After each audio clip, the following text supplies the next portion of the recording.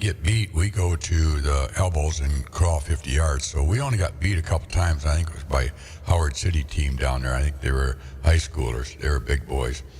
But we had a good football team. I really enjoyed football and played outside linebacker, and then I played tight end. And Randy Baldwin was the quarterback. We had a good little 2-year stint there. Why only 2 years? Just 7th and 8th grade teams. Yeah, why didn't you do high school, though? Well, then we got into high school, and then I wanted other things called money. And I knew I was going to be 16 someday. I was taking driver's ed, and I had a paper route at that time, washed cars at my dad's car wash. And when I stopped all that, I realized I didn't have any money. Oh. I had a little bit saved, but didn't have a lot of money. And I just thought, my dad said, you can play sports if you want to, but how are you going to buy a car? How are you going to do this? Not that he pushed me out of it, because my dad was a tremendous athlete. Why did that make sense to you at 16? Well, I had nothing growing up as far as money. None of us did. My mother and dad did a great job. I look back, and we should emulate those two. I mean, they gave us food on the table, clothes to wear until we were old enough to buy our own, and that was in 7th grade. Started buying our own clothes. And then by out of high school, it was time for you to leave. What I mean? And my mother was a tough German, but she was a loving saint. And I am so grateful because she showed us how to love one another, how to respect each other, and how to share, and how to be yourself. And if you got in trouble, you got yourself out. And not too many of us got in trouble.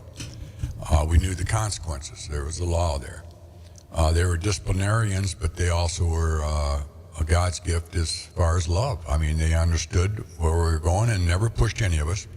Never said that, you're going to be a state rep someday, or you're going to do this or do that. You make your own path and follow it. And each one of us did. My sister Nancy was a journalist.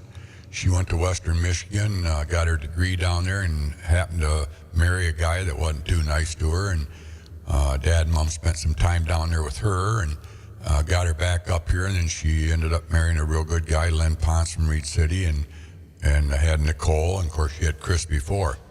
But she came back, worked with Judy Hale at the Pioneer for a few years. Lived over in Parkview. We weren't too proud. She had to live in subsidized housing. Dad said, you're on your own. I'll help you what I can do, but I got 11 other kids. So anyway, she grew up and ended up working for her claim to fame would be Jack Nicklaus. She worked for Jack in his office down there in I think it was South Carolina, Florida area or whatever. And my dad How did she get that job? Nancy, people love Nancy. They cling to Nancy. She could mix with the millionaires or mix with the homeless person. She's just nice to everybody. Rich people want to be around her because she's a lot like my dad. She's a lot of fun. And rich people don't know how to have fun sometimes. You know what I mean? They look, Yeah. They look for people that they can enjoy being with. Nancy's one of those people. I mean, she lives in Ludington and Hamlin Lake in a modest little trailer up there on the lake. Canal goes out to Big Hamlin. And then they live in Florida and Hutchinson Beach in the winter in a little trailer park down there. So what did she do for Jack Nicklaus? I worked in his office, got to know him. I don't know. I never asked her really what she did there.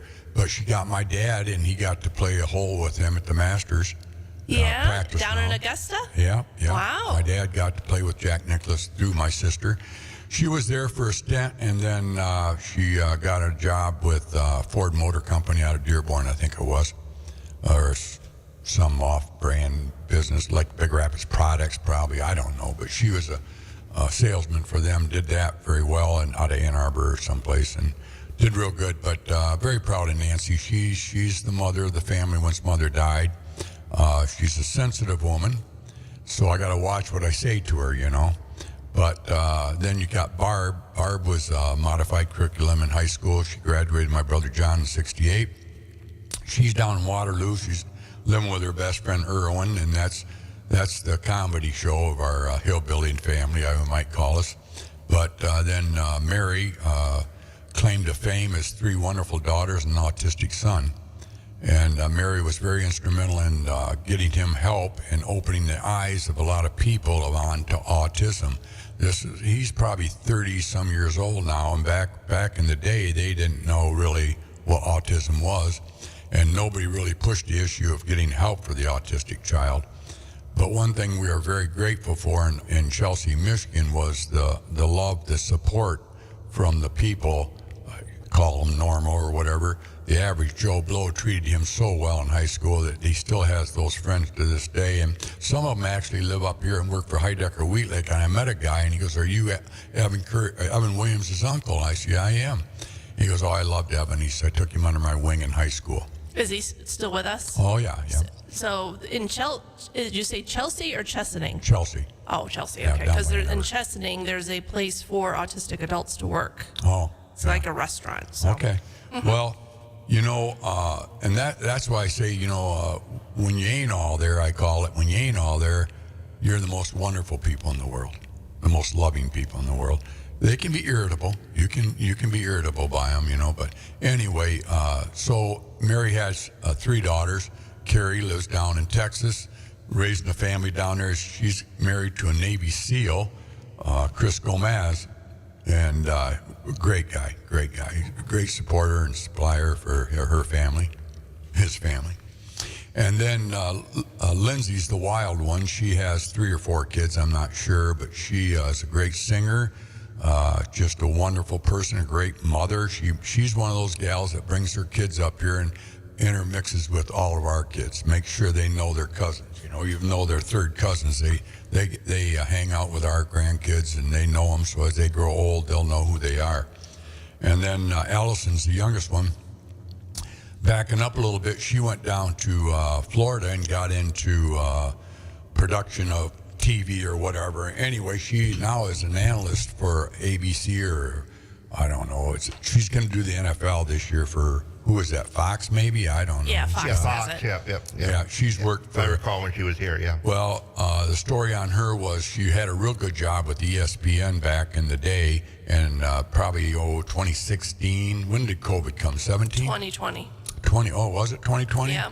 God, it was only 5 years ago. Mm-hmm. Well, anyway, she got a job with them, and she did a real good job. She did the sideline interviews and this and that. In fact, her first interview, if I'm not mistaken, was with Nick Saban. And then it was Izzo. And she goes, she has never interviewed anybody better than those two. They were the nicest people to interview. She goes, they were just super nice to me. Anyway, she went on doing a good job. Looked like her career was going to take off and be really, really excitable for her. And in the meantime, she was married to Sam out there in San Diego, California, and he's a contractor out there. And then they have a property his grandfather owns, now the family owns it, him and his brother and sister, on the Hobart River, which is outside Jackson Hole, Wyoming. We've been there. That's where they got married. Beautiful place, right on the river. And so everything was looking good and everything, and she decides to have a child, which is good. And then COVID comes. And then the ABC or CBS or ESPN, whoever she worked for, said, you have to have a COVID shot. Oh. And she said, no, not going to. And I'm pregnant, and we don't know what's going to happen. I don't want anything to happen to my child. So no, and they pursued it to the point where they fired her. Yeah. So they fired her. She was out of a job.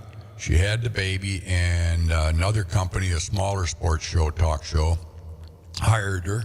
So she went back to work on air with them and had the baby. Everything's healthy, and now she has 2. And the lawsuit that, there was a little lawsuit there that she sued for, and she won it. And now she's back working again. So this year, hopefully, folks will see her on. You NFL need to put her on the air with us. She's been on the air with us. I know, again. Yeah, Well, when she's up here, unless you want to do it on the phone. Yeah, well, she just left. She was on the air here, or up here for a month. My sister's got a wonderful family. Those 3 girls all live out, well, Lindsay doesn't, but the other 2 far, far away. You got San Diego, California, and Houston, Texas. And they come up for a month every year. Did they play sports in school? They all did, yep. They were all pretty well track and basketball. Yeah. So they went that way, but you didn't because you wanted to earn money. Well, it's not necessarily the money. I I never wanted to be poor because I was poor. You know, everybody's, oh, you Curries were rich. My dad had a gas station and a wrecker service, and he worked his tail off, but my dad had people take advantage of him. And that was my brother John's education to life, and mine too. People stole from my dad, and he let them. I mean, he made a living off it. He got skimmed off the top or whatever he could, make on it. And my mother and him were content to live a modest life. Do you think your dad was harder on you boys than they were the girls? Definitely, yeah. Oh, yeah, definitely, yeah. We drove wrecker for my dad the minute we turned 16. I'll never forget my driver's education. Before I went and had driver's education at the high school, my dad would take us over to, which is now the Salvation Army lot there. It was a Giant Way parking lot. He would take us over there during the winter months, not summer, and put us out in that lot and let us drive a stick shift and then hit the brakes, slide sideways, just taught us all that. And normally it was in the Jeep that he'd do it with, and so that was our orientation. Now you learned to drive in a Jeep. Yeah, okay, we always had a Jeep. Both. We had a little generator in the Jeep. back. Yep. Little generator in the back to start cars with in the cold winter months. Because back in the day before fuel injection and stuff, cars did not start when it got below zero hardly at all. They'd flood them or whatever in the carburetors. But it's so computerized today that you hardly ever start a car in the winter. But anyway, my dad was tough on us guys. We definitely had to work. Some of my brothers had it rougher than others because John and I knew that we were going to get up the first time he said get up. Mother usually got us up. She took calls at night and come in the bedroom. We didn't have a lot of bedrooms, so we slept all together pretty much. And you're on call tonight, get up, Pat. So I'd get up. But I had a couple brothers. On call for what? Wreckers. Wreckers. Okay, got it. Yeah. And we were in high school then, too, getting up middle of the night. So you had to go and get a car out of a ditch before school? Well, if it was after 6, 7 o'clock, I don't remember doing that. I think he had something. But if it was 2 in the morning, you had We were to get 24-hour wreckers and 24-hour open back then, too. The station was open 24 hours, so they would answer the phone most of the time. But then they had to call somebody, which would be my mother, and she'd wake us up. Well, I had a couple brothers that didn't like to get up, and they got a boot in their butt on the way out of the house, But, we won't mention any names. No, but we weren't brought up real hard. I appreciate now what my dad did for me because I wouldn't be where I am today because I didn't go to college. I didn't think I had to, and back then a lot of my schoolmates did. But I tell you a little story that helped me along in my life journey and why I think I'm successful. If that's what I am. I'm not saying I am. I'm not bloating here by any means. But I'll tell you a couple of reasons. I was in 7th grade and I wore 2 pair of pants to school, a red one and a blue one. I bought them both. Went school shopping, but it was out of my own money. And this friend of mine, his dad was a little bit wealthier. He had some nice clothes that he wore, a different pair of pants every day. Long story short, he questioned in front of a bunch of people, a bunch of kids on the playground one day, Pat, don't you have more than 2 pair of pants? Oh. And just red and blue. And I said, no, I don't. He says, really? And he belittled me. And I can't remember if we got in a fight over or whatever, but it hurt. But I thought to myself, when I get older, I'm going to have more than you ever had. I'm going to show you guys I can do this, Mm-hmm. So that was very pivotal for Pat Curry. It was, And then when I got in high school, I was told that, that back then the assistant principal could actually put you up against the wall. And I needed it, and I got it. And I could probably say, oh, wait a minute, I have a mental disorder. But they called it a smartass. So or Mr. ADD. Williams, Mr. Williams, he straightened my rear end out. He put me up against the wall and told me one day, you're not going to be anything. You're not even going to be good enough to pick up my garbage. Wow, another pivotal point. Yeah. So, I have a lot of people that criticized me at an early age that actually didn't. They helped me. Why do you think you took the path of, okay, I'm going to prove it wrong versus some kids who would be like, oh, you're right. I'm nothing but trash. What do you think that was that made it more on a successful path rather than, yep, you're right, I'm just going to be garbage? Oh, I think my mother. I think it was my mother. I wanted to prove to her and to my dad, but more or less my mother. My mother had strength within that she didn't have to pull out of her. She didn't have to tell you. She just had something in her that made us all want to prove to her that we are going to be successful human beings and have her be proud of us. You know, I don't know. It was just something about her that she didn't have to tell you you're going to fail. You knew you weren't going to fail because of her. Was she the mom who would look at you if you were doing something wrong and she didn't have to say anything? Pretty much. I mean, no, she would, but no, yeah, she was just, I don't know. Did it happen right at diapers? I don't know, but we were very fortunate to have my mother. You know, my 5 sisters adored my mother.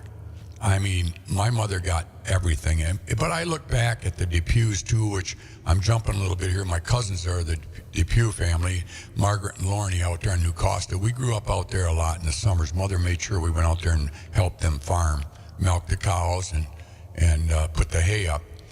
But so at an early age, we were on a hay mow, you know, I mean, early. I don't know how old, 7, 8, 9, whatever. But she made sure we knew all our cousins. And I look at the Depew family, they've been very successful because of their mother too. Margaret, my mother's sister, raised 5 boys, and each one of them were successful in their each way. Each one of them were. And Carl, I remember he was going to be a math teacher, went to Ferris, and my dad told him, do what you love, and you're very good at doing hair. You didn't know Carl Depew probably. No. Carl was a staple of this community, you know, and that brings me on to another subject, but Carl Depew did more for this community than any one single man. Now, when I say that, I mean he treated everybody well. And now Bob Horn did a lot for this community. Good God knows that he's right out there at the top 1-2 persons that ever lived in Big Rapids that gave back to Big Rapids more than he took. But Carl was similar to that. Carl, money didn't mean anything to him, but his mother meant everything to him. His mother had diamonds on her, which Uncle Lorne could never afford that. She lived very well in her later years. She deserved it. But so something about those Kyling women, my Aunt Mary, the same way, Eddie's Mary, she's not a Kyling, but Eddie was. She was a great lady, and her kids all turned out to be well. So that whole Kyling bunch, you know, and if you go up to Reed City and you look at the Kylings up there, they're pretty good people. So even though my last name's Curry, my mother was a Kyling and comes from good German blood there. They know how to work and how to love. But so we've had a lot of good people in this community. You know, we were just talking the other day about the past. Marv Snavely just passed away here a month or so ago, and his son Mark was in this morning and thanking me for the kind words. I said, well, kind words come easy when this great man you're talking about. And same thing like Bob Horn. You know, you talk about Bob Horn. It's easy to talk about Bob Horn because it's all positive. I don't think he ever did a negative to me anyway or to the community. He started the Friends of Ferris with Pete Kent and Carl Linebaugh, and they got me on board. And that took off. I mean, they raised thousands of dollars until right up till he quit, and then it ceased by somebody at Ferris stopped it or whatever. But that was more than just a fundraiser that Bob Horn did. He brought the community together with Ferris.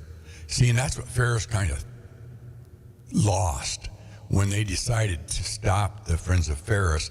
They didn't realize what really Bob was doing. He was doing more than just raising $30,000-$40,000 a year for them, or maybe it was 80. I don't know. I know it was a lot, but he got people together every year. Once a year, we had Friends of Ferris at the Holiday Inn, and Dolores and him would literally sell 300 to 400 tickets themselves, and then left it up to us to sell maybe 10 each. But more importantly, what he did was he got the community and Ferris together. We don't have that anymore. Do you think they could bring it back? I think they're stupid if they don't. Do you think they have the people that could bring it back? Because obviously you're talking about people who cared about what was going on in the area, and if you don't have the right people, then that's probably impossible, right? Yeah, I think, that being said, Tyler Hunty comes to mind. I really appreciate the Hunties from Stanwood. Now they're Morley Stanwood people. We don't talk good about Morley Stanwood people. Ha ha ha. No, but Tyler's an up and coming little Bob Horn. He's an entrepreneur. He's a visionary. He's got a big heart. He's a wonderful husband. I see how he treats his wife. She's like a queen. He's got, I think, 2 kids now. He's a great father. He finds time to do that. He's controller of the Hunty Clubhouse. And I just was up to watch my grandsons play football at Reed City there, and Hunty's Playhouse is up there. I don't know if you've ever seen it, but it's right up there. They got several. It's beautiful. Yeah, they got several locations, I think. Yeah. Now, so You want to take a break from we it? are going to take a break, Pat. Talk We'll be about right our back. new sponsor. I got a Yes. drink. Daggett Gilbert Funeral Home, south end of town. They have a new kind of like a general manager. He kind of is doing everything. His name is Alec Gary. You can come down and meet him. He wants to actually meet everybody. That's what he told me. Good deal. So welcome aboard. Yeah. Should have brought him in this morning. Oh, yeah, should have. We're going to have him on at some point. Good, yeah, we should. All right, let's And get a word from Big Rapids This Tires. is Alec Gary of Daggett Gilbert Funeral Homes in Big Rapids and Barrington. I believe what sets Daggett Gilbert Funeral Homes apart from everyone else is our commitment to service excellence. When a family calls, we are there before, during, and after the funeral experience. I want you to be able to trust calling us. You know, we're here to guidance and counsel each and every single family to each and every single need. And we just feel like the commitment to families, especially ones that put their care and trust in us, we are going to go above and beyond to do anything we can to help a family during their time of loss. This is Alec Gary, a legacy of service, a promise of care with Daggett Gilbert Funeral Homes, located in Big Rapids and in Barrington.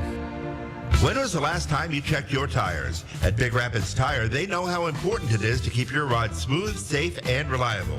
Whether you're cruising down the highway or navigating tough weather, a fresh set of tires ensures you're ready for anything. Their expert team will help you find the perfect tires for your car and get you back on the road with confidence. Brakes, alignments, struts, and shocks, they do those as well.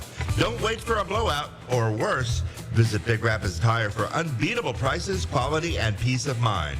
Big Rapids Tire, Northland Drive, just north of town. Hooked at Curries. Pete, why do you come to Curry's? Breakfast, lunch, and dinner. I go to Curry's to get the cheeseburger with caramelized onions and mayonnaise and ketchup. And you're not going to ask, where's the beef? It's going to be in the bun.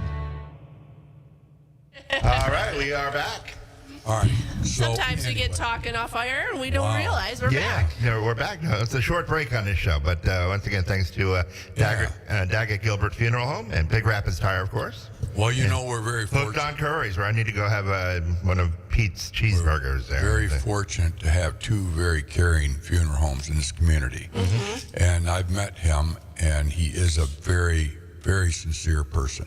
Yes. He's got a lot of family background in that business, so he will be successful. He's no flash in the pan guy. He's down to earth and very caring person. So. And his family, his great grandfather actually started in the funeral business in Big Rapids. That particular Vale. funeral home isn't there anymore, but Right. he actually started here. Vale So- Funeral Home, right? Yep. Huh? Yeah. Oh, I think see. any small town, the funeral homes are such a pivotal part of it. Of we course, don't- the obvious reason everybody needs one once, but also the funeral directors are always big parts of the community. They're in the Rotary, they're in this, and I know that from the town that I worked in for almost 30 years. And Deering Yardley was the funeral director, and God bless him. I mean, he was there for everything, and just a pivotal part of the community. And same here. So, yep.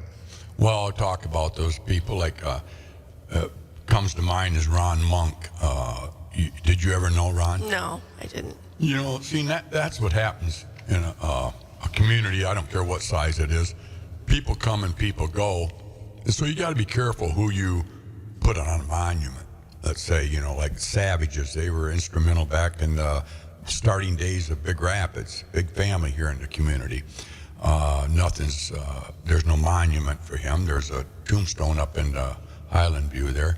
But anyway, so people come and go in the community, but the legacy never leaves. Like Ron Monk, he left a legacy of, he committed himself at the funeral home to not only being a funeral director, but to be a friend.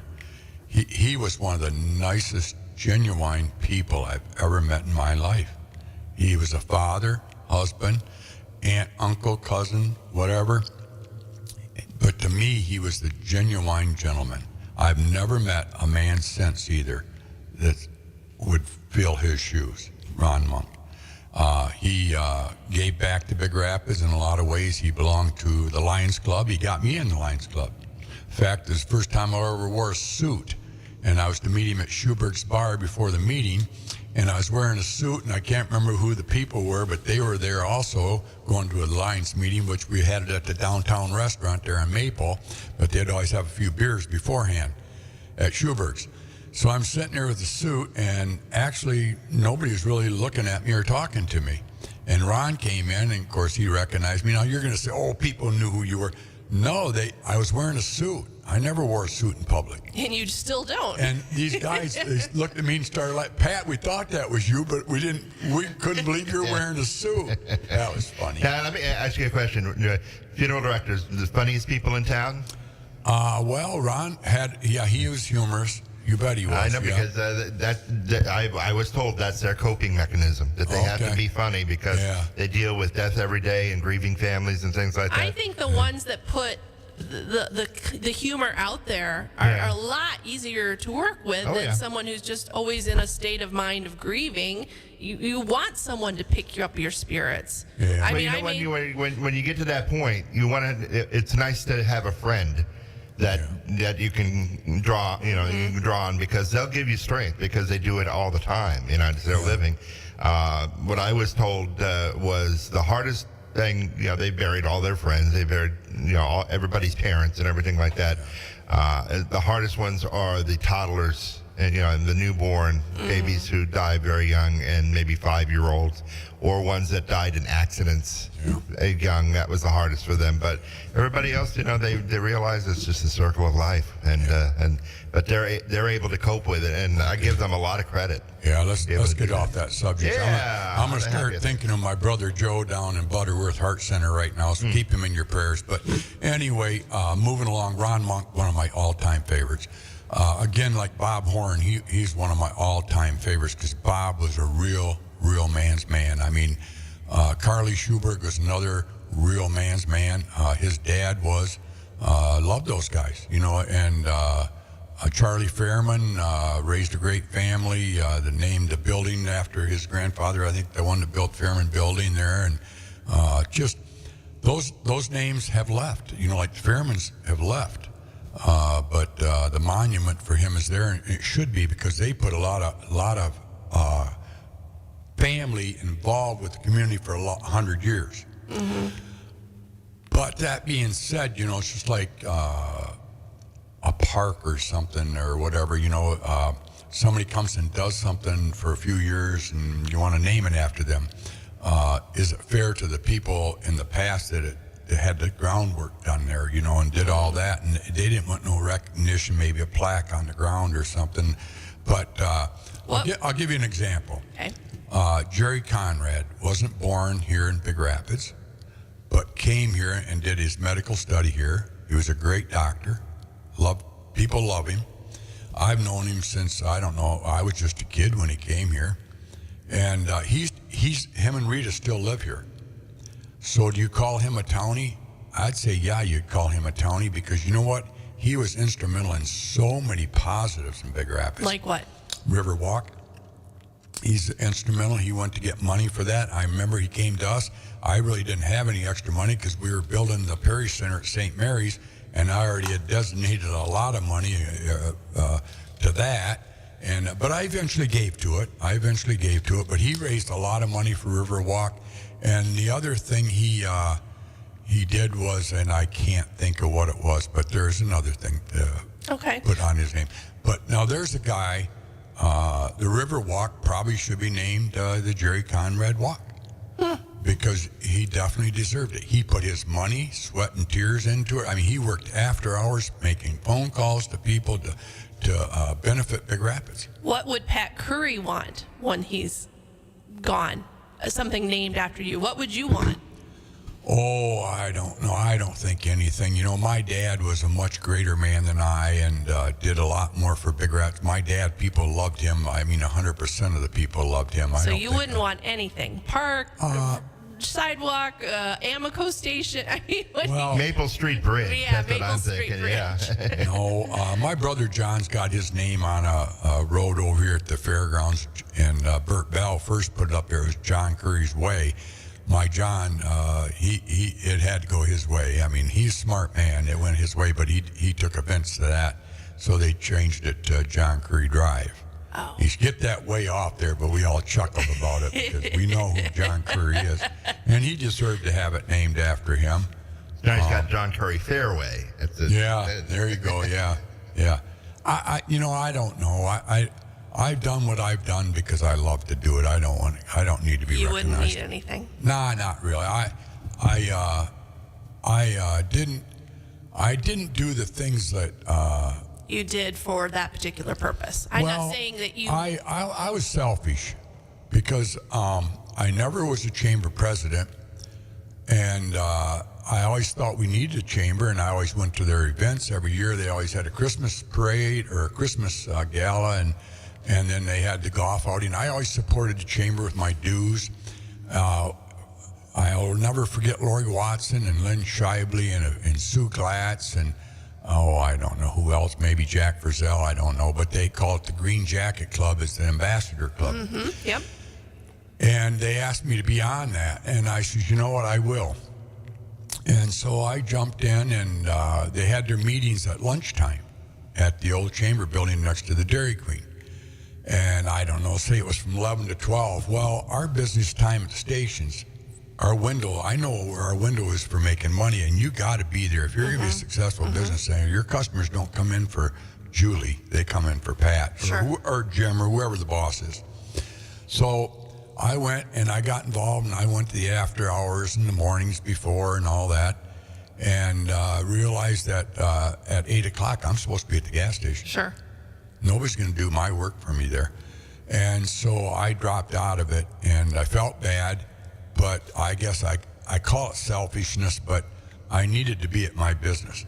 And when you are in an organization like the Chamber, it takes a lot of time if you're going to do it right, and I wanted to do it right. So therefore, I never, and then I remember Anya Wing, she did a great job as a director. A lot of the presidents would say, well, you don't do anything. Anya does everything for you. You don't even have to, you don't make any decisions. You just go and look nice at the board. I didn't even want to do that because I just, if I couldn't do it right, I wasn't going to do it. And our business came first. I applaud my son, Matt. He's on the bank board with Isabella, and he's on the community foundation with Nick Shibley and all those other, Tom Tacey, I think's on there. So I look at that generation, and I'm so happy that he's doing all these things for his community. But on the other hand, it's taking him away from his business, and that bothers me. But I keep my mouth shut, and I go in there when he can't be there.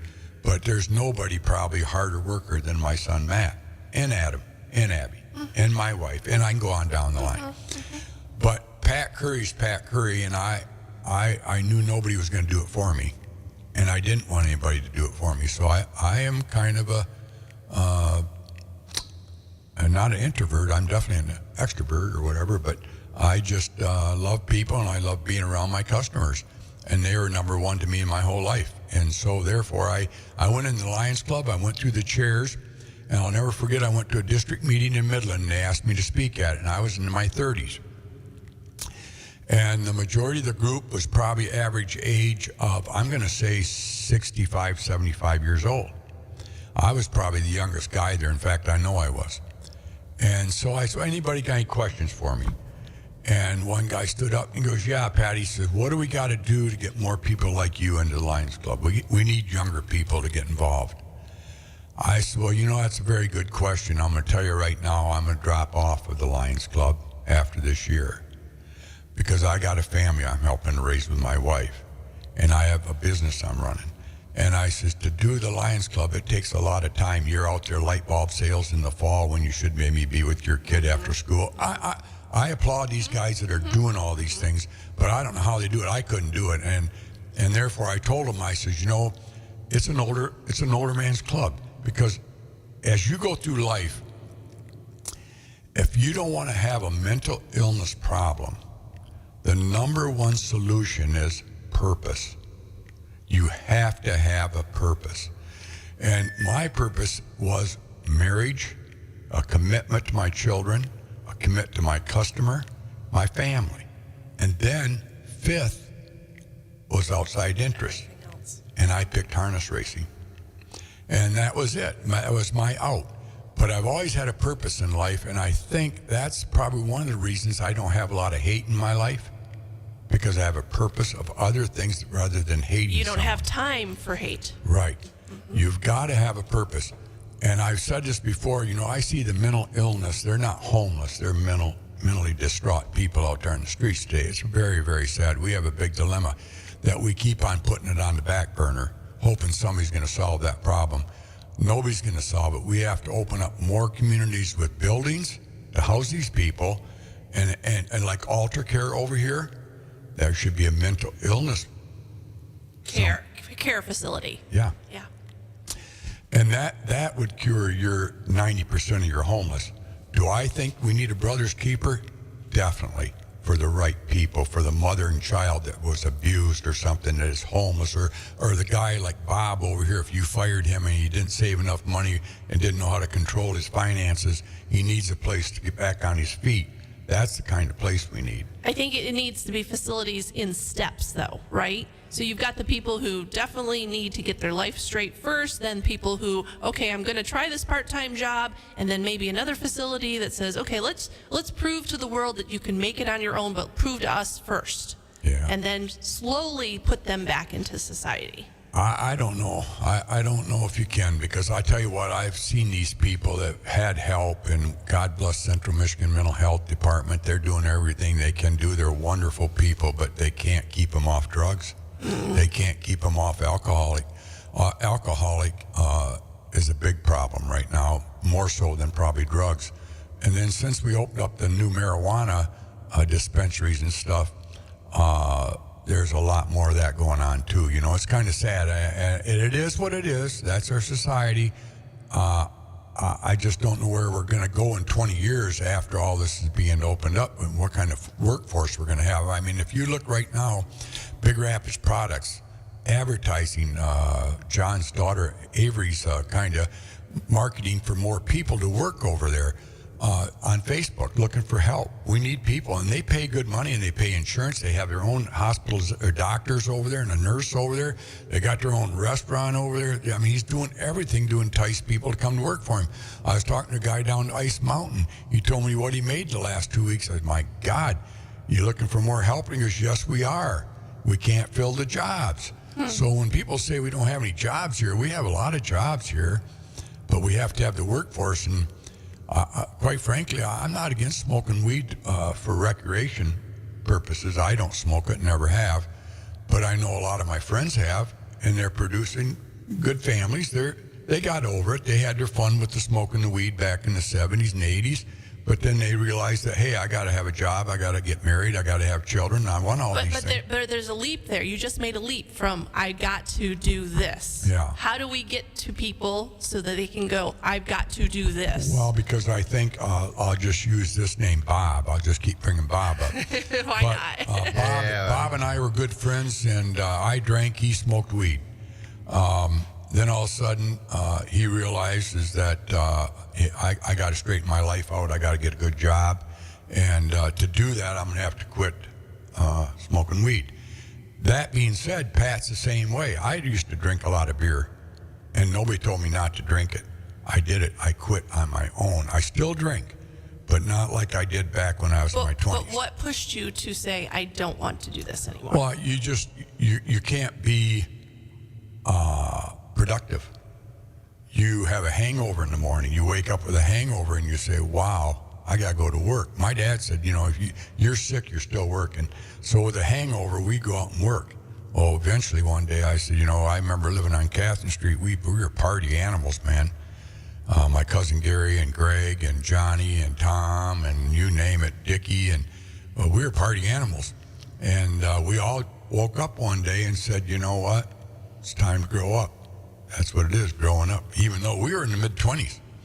And I woke up one day and said, I've had enough. And those guys said, yep. And I said, I'm going to get married. And I got married and had kids, and the rest is history. But did I quit drinking altogether? No.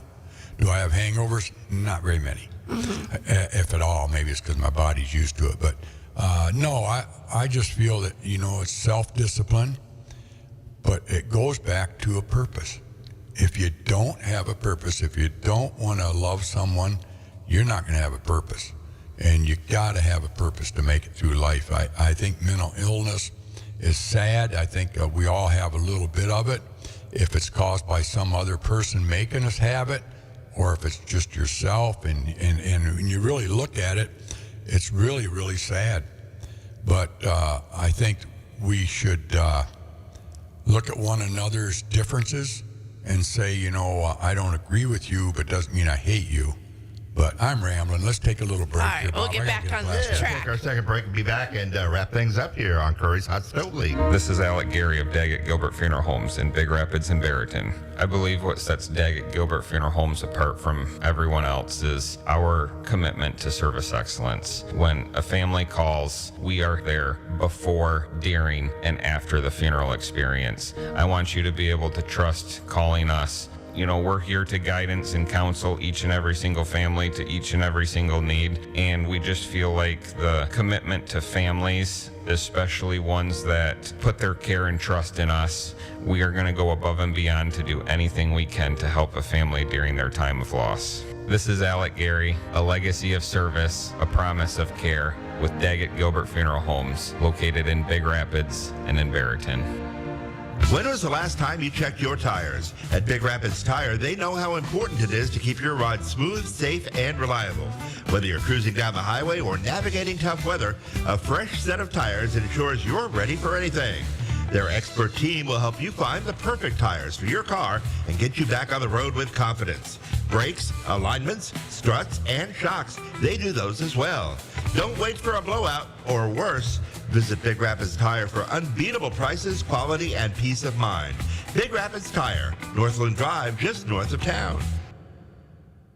Okay, we're back. Welcome back to Curry's Hot Stove All right, League. here we go. Yeah, hot stove league. We're not even talking sports. You talk to No us. hot, it's hot, no stove. Yeah, that's okay. Well, I think we have a nice show here with Brian Miller on Wednesday mornings, and Absolutely. he always gets us great guests. Unfortunately, we had a guest this morning, but he canceled yesterday. Yeah, it did work. So And Brian Jen was in yesterday for Gary Lau. Right, and Jen and Bob and I are here hosting this program. I hope you've enjoyed this morning's. Hope it's enlightened you a little bit out there, because I love you all. I really do. And I know being in business, like Ron Monk back, I just bring him back up. I said, Ron, why don't you run for mayor? You'd win that overwhelmingly. He said, I can't. I'm in business. Enough said. That's the bad thing about me being open on my thoughts on things in Big Rapids, because I hate to hurt my son's business now. There's so much I could say, and when I say that, I'm thinking of Rex Schuberg right now, because Rex and I, we think a lot alike. We were both raised in Big Rapids. He was fortunate enough, not because he had more money than me, but he was a better athlete than me, and he did play sports. Rex was a very good football player and track player at high school. But to this day, I respect Rex. I've always respected him. I think he's been a great community member. So he's another one of those guys. And we go back to monuments. I mean, when you ask me, what would I have named after me? A horse race, maybe, or something like that. That's a good idea. But, Rex is one of those guys that his dad was a great guy, but Rex, I think, has done even more. And that's my thoughts. But, of course, I grew up with him and his generation. But there's a guy that, and some people are going to say, oh, Pat's blowing smoke. No, I'm not, folks. I tell you, Rex Schuberg's done more for this town at his age level than a lot of people. He's in the top one or two. Okay. He's done a lot for this community. And he's an unsung hero. He doesn't go around saying, look at me, look at me. He's not that way. He's made a lot of people smile. He's been a good insurance man over the years, and enough said about Rex. But I'm just saying, he's just one of those guys that if you're going to put a monument or name something after somebody, he definitely should be. In fact, he was nominated this year to be the Distinguished Alum this year. Well, Linda Myers got it over Rex, which is fine. Linda deserved that. And if you would have been there, I wasn't there because my brother Joe, we were all down there. But Linda did a great speech on her past and what she has accomplished in life, and well deserved.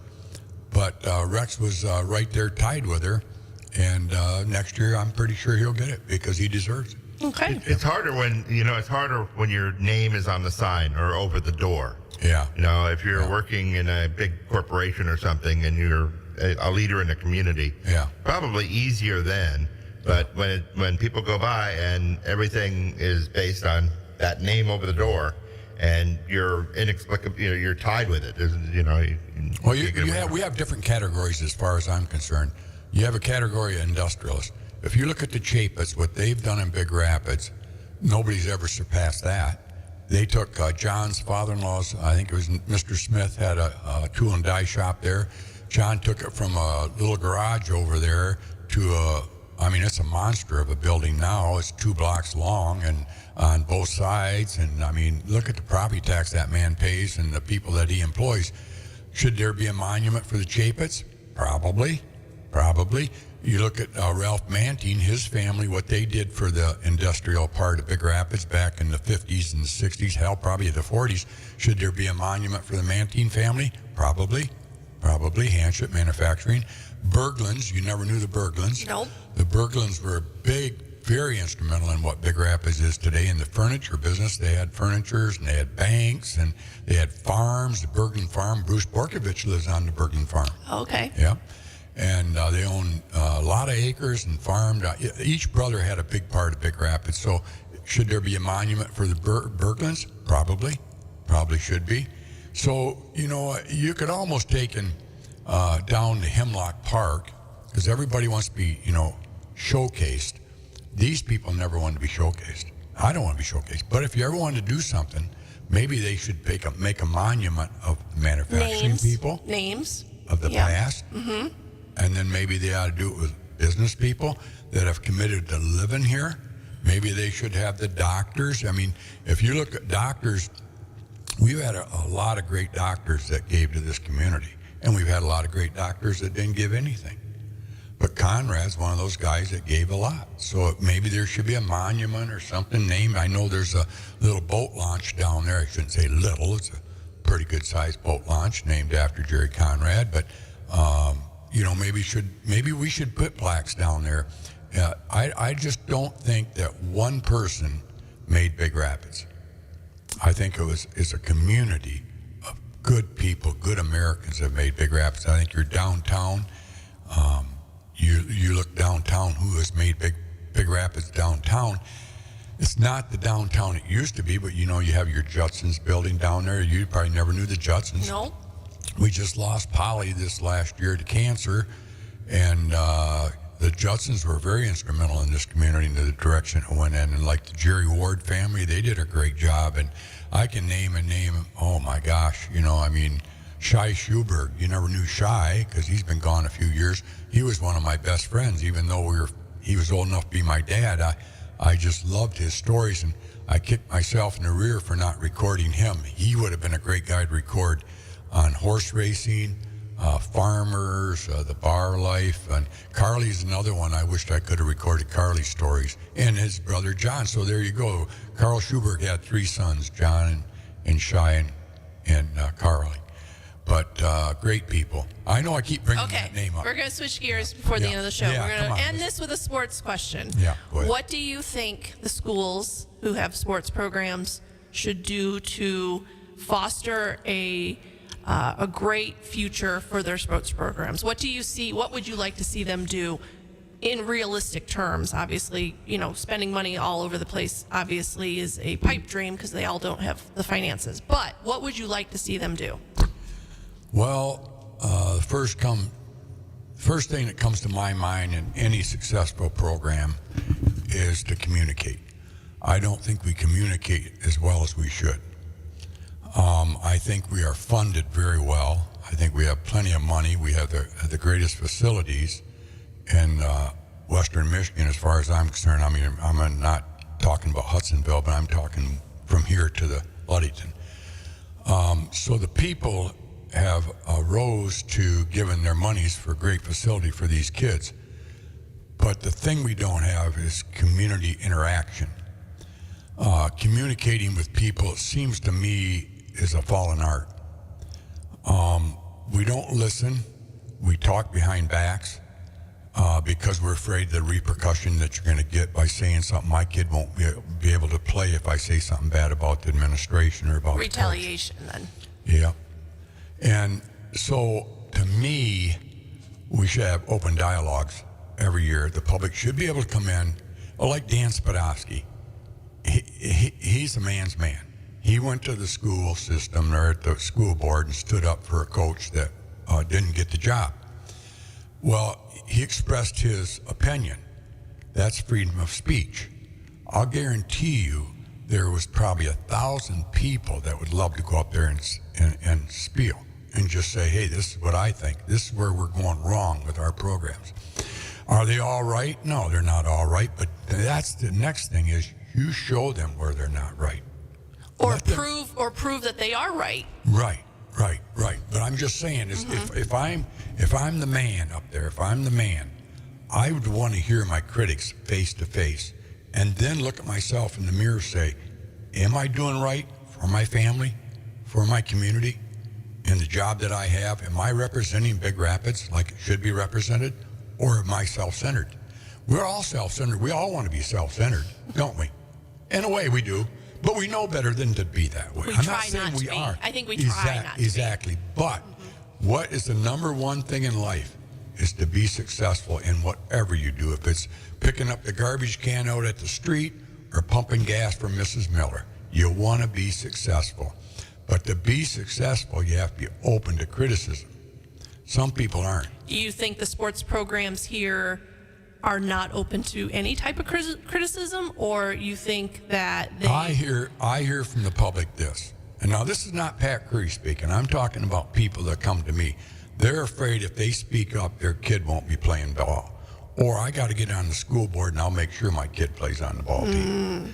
And people see that. We have a great group of people. I think we have the greatest young people getting involved right now that we've ever had, and I think you're going to see change to the better than you have for the last 10 years.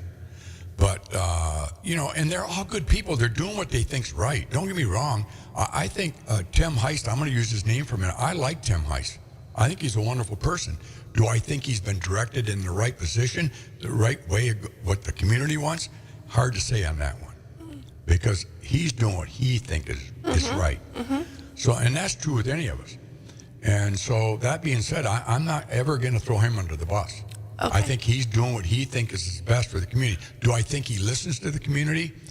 I don't think he's had that opportunity. All right, I'm going to bring you back for a second. Yeah. Back to what would you like to see them do besides communicate better?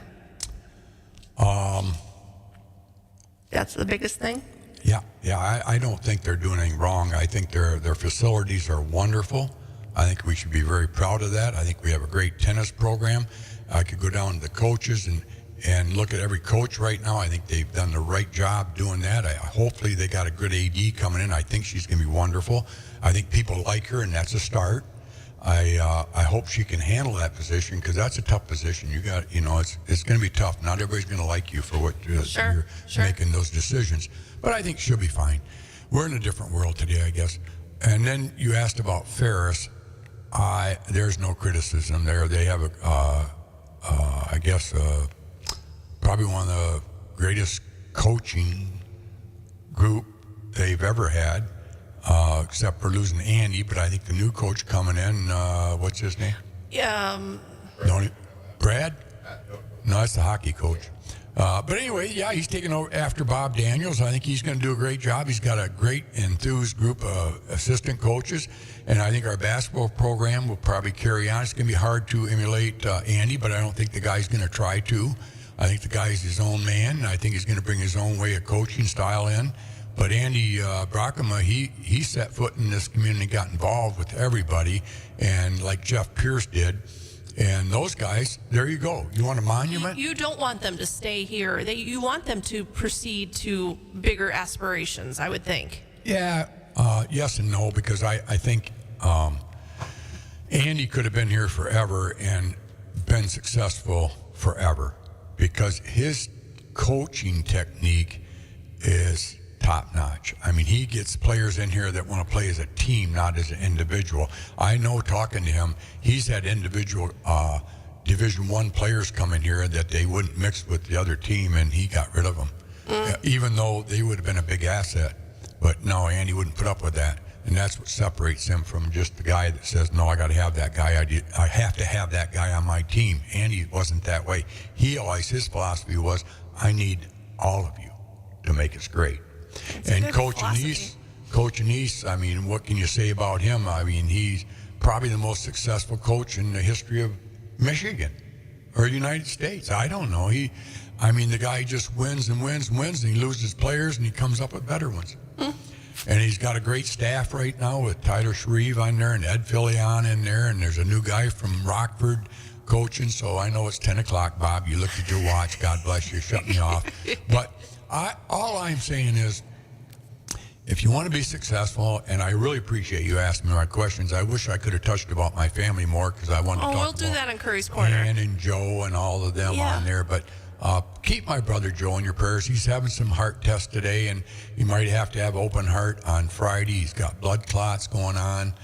He's got a lot of things going on, but you know what? He's a Curry. He doesn't want anybody to feel sorry for him. And in fact, I really haven't posted it on Facebook because we're kind of quiet that way, you know. I don't want anybody thinking, feel sorry for the Currys, but keep my brother Joe in your prayers. He's him and I are a year apart, and so that tells you how close we are. And it was really hard to see what happened, but I do want to say over there, I love my daughter-in-law, Amanda. She kept my brother Joe alive Saturday. If she wouldn't have been there, he would have died. He had a cardiac arrest, and doctor said if Amanda wouldn't have done there and been at that time in the barn, well, he wouldn't be with us today. So she's a little angel to me. I just love her, and I want to thank her for that, but I want to thank God for everything he's given me in my life so far. So and I was telling the guys at the table, if I went tomorrow, I've lived 71, almost 72 years of wonderful memories that I'll take to heaven with me, because I'm very grateful for Big Rapids. They gave me an opportunity to make a living here and raise a family, and the greatest compliment you can get is when somebody compliments your family, and I get that a lot.